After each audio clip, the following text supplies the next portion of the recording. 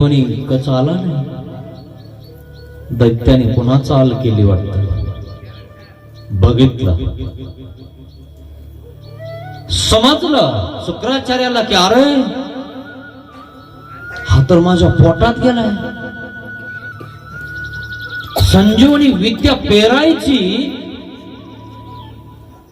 तर पोटातून याने बाहेर निघायला पाहिजे ना, पण पोट फाडून बाहेर निघावं लागतं.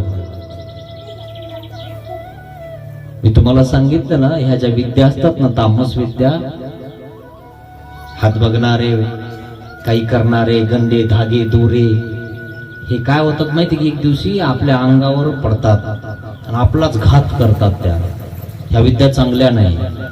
पण एकच विद्या महत्वाची, ती ब्रह्मविद्या. मग काही लोक नाही का पराठे याचायला लावायचे भूतांना. सांगितलं तुम्हाला हे सगळं. अशाही विद्या होत्या काही. आता शिक्षण घेणारेच कोण राहिले नाही, घाबरू नका. आता हेच ये नाही यांना ABCD नवा आईच, आणि एवढं मोठं शिक्षण आणि इतकं क्लिष्ट पुढे शिकायला लागले का ते कोणाची असे सारून सुरून घेऊन कोणा गुरुकडे. अरे आम्ही शाळेत जायचो तर सरी शाळा आम्हाला सारून टाकावं लागायची. आता तर टेबलवर जर व्यवस्थित पुसलेलं नसेल तर तुम्ही तिकडं 3दा चपराशाला जाऊन बोलताना शाळा झाली नाही, हे केलं नाही, ते केलं नाही, उगाच फी भरतो काय आम्ही. खरंय की नाही.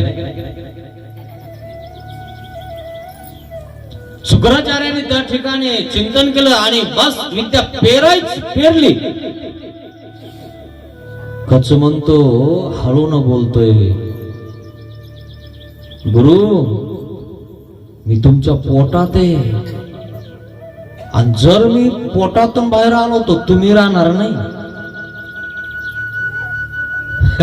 पाहिलं ना, काय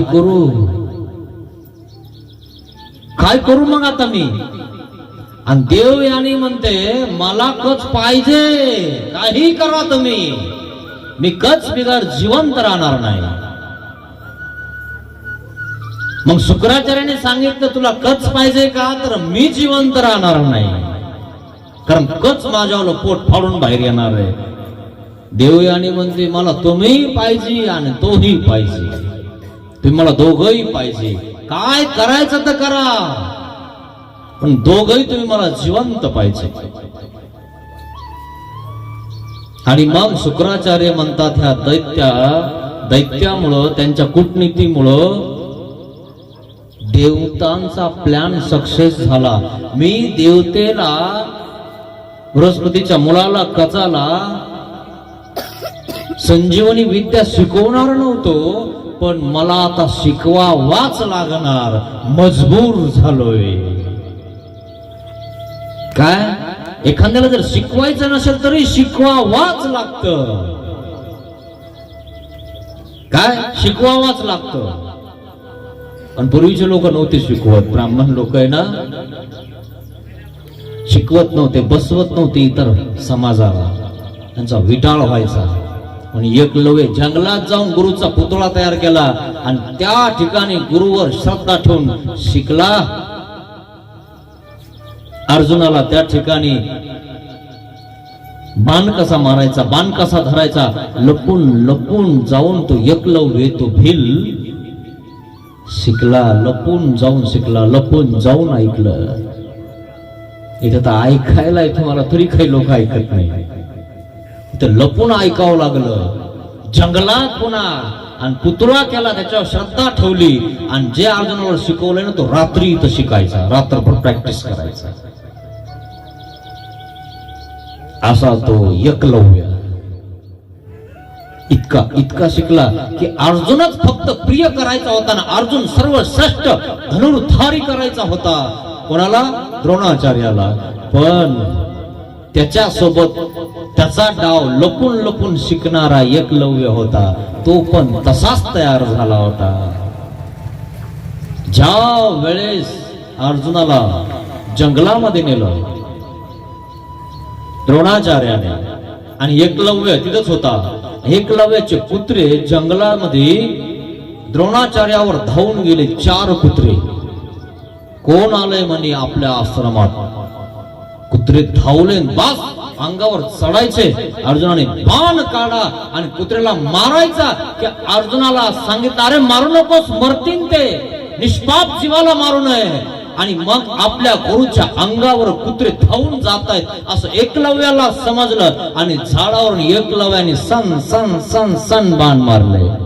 कुत्र्याच्या तोंडात लागले, पण कुत्र्याला इजा काही झाली नाही. द्रोणाचार्य म्हणतो, कोणी बाण मारले, निष्पाप जीवाला मारलंस. गुरुवा, आपण त्यांच्या तोंडातले बाण काढा. मी फक्त त्यांच्या तोंडात बाण ठेवले, भुकणं बंद केलंय त्यांचं. माझ्या गुरुवर भुकत होता ना, त्याचं भुकणं बंद केलंय, मारलं नाही मी त्याला. गुरु भुकत जाऊ नका, कधी बाण लागण कळणारही नाही. एकलव्याचा बाण आहे तो, भुकू दिलं का गुरुवर?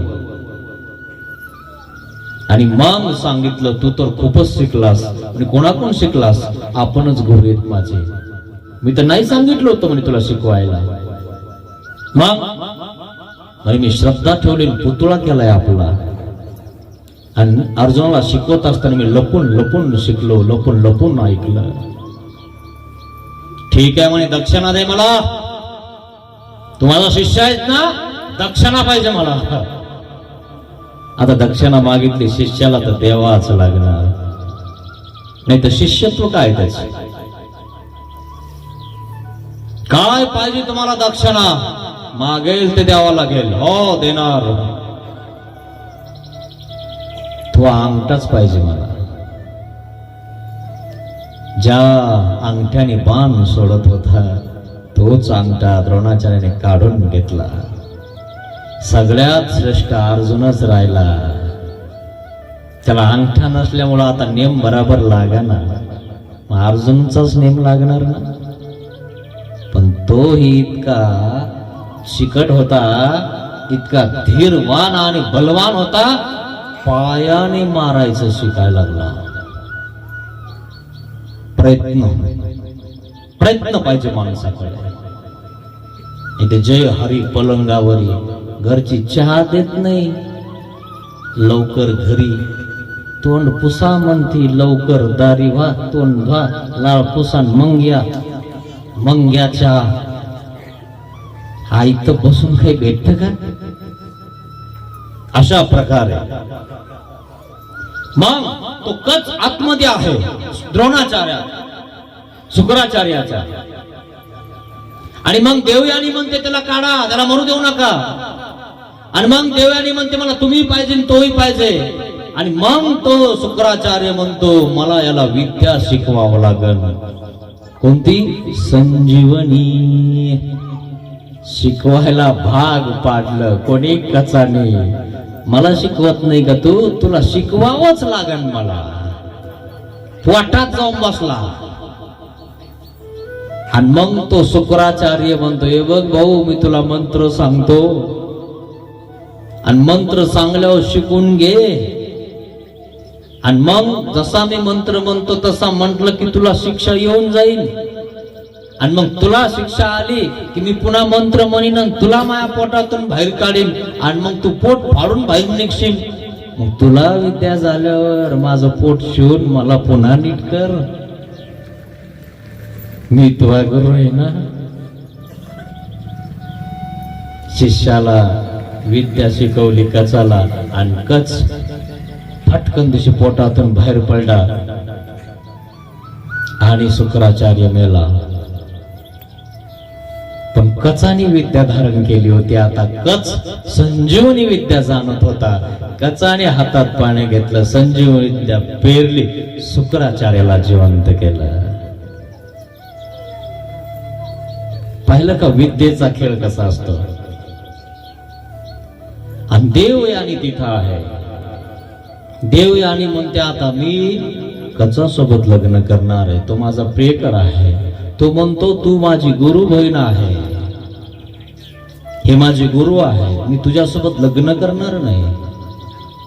ते म्हणे असं कसं काय? मी तुझ्यावर प्रेम केलंय, तू मला सोडून जाऊ शकत नाही स्वर्गामध्ये. जायचं नाही. नाही मला जावं लागणार, मी केलंच नाही प्रेम. देवयानीनं त्याला श्राप देऊन टाकला. ही विद्या तुझ्या कामात येणार नाही. ठीक आहे म्हणे, तुम्हाला श्राप दिलास ना भाऊ असून गुरुबंधू असून, माझ्या कामात येणार नाही, पण मी दुसऱ्यांना तर शिकू शकतो. असा प्रकार आहे मित्रा. ती देव याने स्वामींना दंडवत घातला आणि स्वामींना घरी नेला आणि स्वामी म्हणले ठीक आहे, काय हरकत नाही, आम्ही वरच्या माडीवर राहून जातो. गावात चर्चा सुरू झाली. माडीवर एक बाबा आले, स्वामी आले आणि हा ब्राह्मण आणि त्याची बहीण सेवा करतात. मग 1-2 दिवस बरेच दिवस लोटले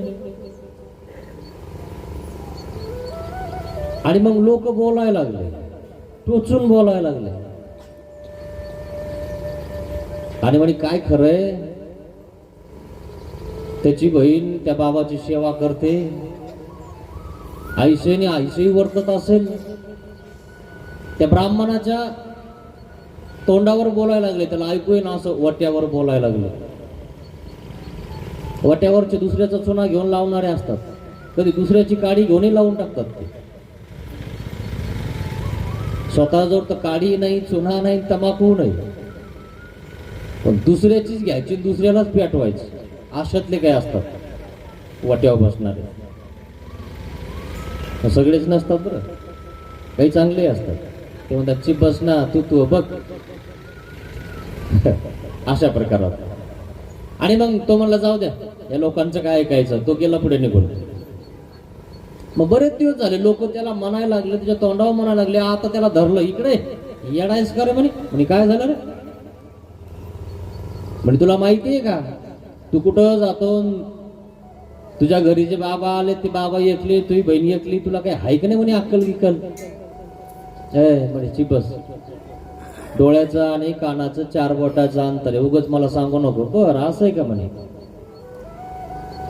अरे असं आहे म्हणे. आणि मग सगळेजण रोज त्याला बोलायला लागले, टोकायला लागले. आणि म्हणून त्यालाही आता काहीच कळणार काय करावं. डोक्यामध्ये शांतता असली, त्याच्यात कचरा टाकला की तो कचरा पेटतो. काडी लावली की वाळला कचरा आहे ना तो. त्याला वाटलं हे सगळेच लोक म्हणायला लागले, काय माहित काय भानगडी, बघून तर घेऊ एक दिवस. खरंय ना. आणि मग तसं केलं. तो म्हणला अगं म्हणे काय, आज जरा लवकर माझी शिदोरी बांध, मला जरा बाहेर गावाला जायचंय आणि 2-3 दिवस काही येत नाही मी आता. अशी सूचना केली. म्हणे ठीक आहे भैया, काय हरकत नाही. तिने शिदोरी वगैरे केली, त्याने शिदोरी घेतली, सकाळीच निघाला. पण सकाळी निघाला, गेला कुठंच नाही, पण गावात दिसत नाही आणि तिलाही दिसत नाही. संध्याकाळी बराबर मागच्या शिडीवरून खिडकीतनं वर आला आणि माडीवर स्वामी होते. आणि मग त्या ठिकाणी ही रात्री स्वामींचं भोजन वगैरे आटोपल्यानंतर सेवा करायला जात होती, सेवना करायला जात होती. आता श्री मूर्तीपासून चंदनाचा सुगंध येत होता. आणि मग स्वामींची सेवा करता करता तिला झोप लागून गेली. आणि तो तितक्यामध्ये वर चढला शिडीवरून, हातात तलवार घेतलेली आहे, खडगा आहे. आणि तो म्हणतो अरे ही तर झोपलेली आहे, 12-1चा टाइम झालेला आहे, काहीतरी यांचं झालेलं आहे. आणि म्हणून असा प्रकार हा घडत आहे. त्याने खिडकी उघडली, खिडकीतून उडी मारली, उडी मारल्यानंतर तलवार कारकांदिशी काढली आणि बस देवाने आपल्या श्रीमुखावरचा उपर्ण काढलं, पदर काढला आणि बघितला आणि प्रेम कळिका संचरली. आणि मग देव म्हणतात करा ना तुम्हाला जे करायचं ते. काटकंदिशी हातातली तलवार टाकून दिली. महाराज चुकलं माझं. लोकांच्या बोलण्यावरून आणि लोकांच्या ऐकण्यावरून स्वतःची बुद्धी भ्रष्ट झाली महाराज माझी. माफ करा मला, मी पापी आहे, चांडाळ आहे. अशा प्रकारे त्यांनी माफी मागितली. देव म्हणले ठीक आहे, आता आम्ही इथं राहत नाही, चाललो आम्ही. आणि स्वामी निघाले. भक्त देवा बिगर राहू शकत नाही. तोही निघाला. आता त्याच्या बहिणीला कोण सांभाळणार. बाबापेक्षा संतापेक्षा गावातील लोक तर लयच निर्गुण असतील.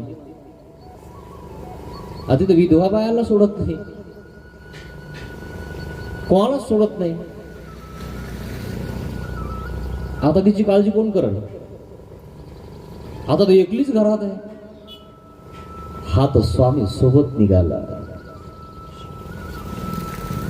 आणि मग तो कसा स्वामी सोबत जातो आणि कसा स्वामींसाठी त्याचा देह जातो तो आपण पुढच्या वचनात बघणार आहोत. असं आहे मित्रांनो, म्हणून लोकांचं ऐकून चालू नका. ऐकावे जनाचे, करावे मनाचे, मनाचेही न करावे, करावे ते शास्त्रातले. तस्मात् शास्त्रम प्रमाणम ते. शास्त्र प्रमाण ठेवून करायचं, लोकांचंही करायचं नाही, मनाचंही करायचं नाही. जे शास्त्रात सांगितलं ते करायचं.